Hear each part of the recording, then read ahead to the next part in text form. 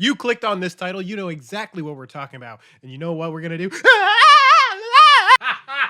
Welcome to the Sanctuary. Now let's talk movie. And this week, Wicked for Good.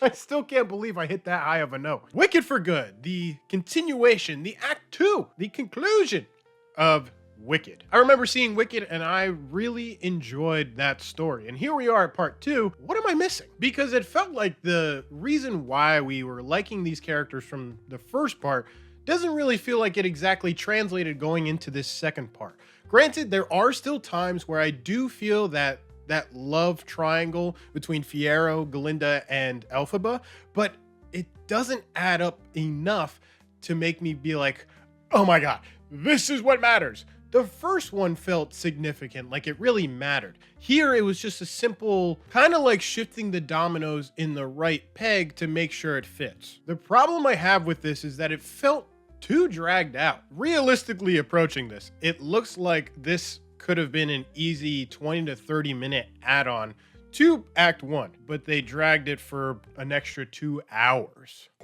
Mind you, there are some scenes in part 1 that could have been cut, but not as significant as part 2 here. I got nothing mean to say about the musical numbers. The musical numbers, fire. Though there is one discrepancy I have with the music here, and I'm not alone on this. With this, we will get into characters, but Madame Morrible. And it pains me to say this because I really enjoyed her performance of being that true villain, but not singing. I think she had 1 or 2 spots where she did sing a couple lines, but other than that, it looked and felt like a significant portion of this character was cut. And I think that was because, let's be honest, let's call a spade, I don't think Michelle Yeoh can sing. Not that there's anything wrong with that. My only time is in the shower and on these videos. They keep calling me. But that's besides the point. I think in times like this, you either make sure that the actor that you do choose can sing, or have someone step in behind the scenes to fill in those musical spots. Unlimited.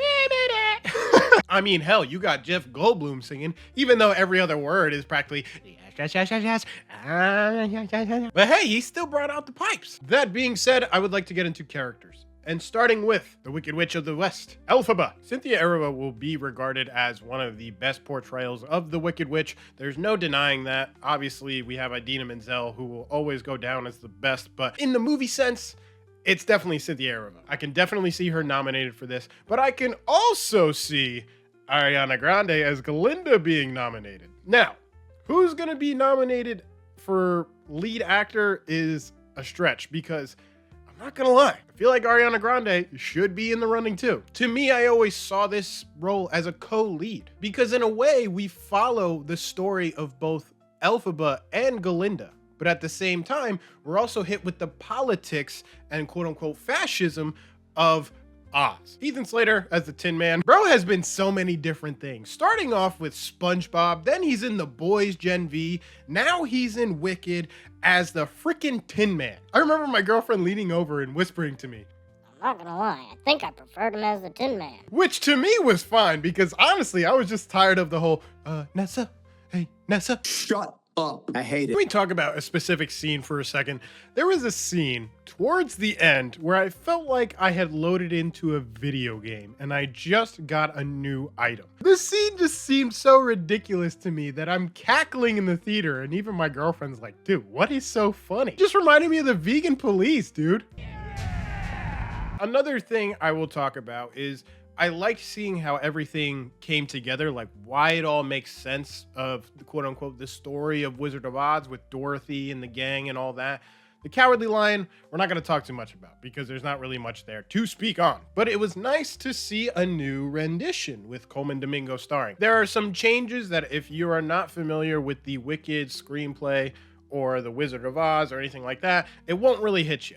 But if you're familiar with these other properties, you're going to be a little confused. Some things are a little off. And look, it's a part 2 of a musical adaptation, so I'm not going to be too hard on it. Things can change with every adaptation, whether it's live action, whether it's musically, animated, whatever. Last thing I'll say about Wicked for Good is that it does really hit you in those tender spots still. If you had that feeling from the first one, it's going to hit you again in the second one. You're going to want to sing those songs. You're going to want to feel for these characters. and it's just like the first one. Except I think it resonated with me better on the first time around versus this one. I think this one hit from a place of grief, and I think all these characters show that, from being happy, giddy, and lucky in the first one, popular, see what I did there, to now feeling grief, loss, and sadness because of what really needs to happen, and they all know it too. My honest thoughts is that I enjoyed Wicked for Good.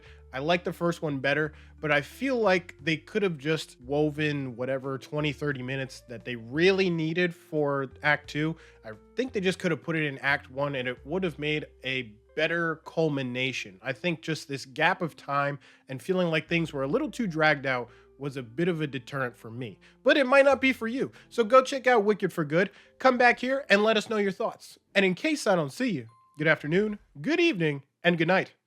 Peace.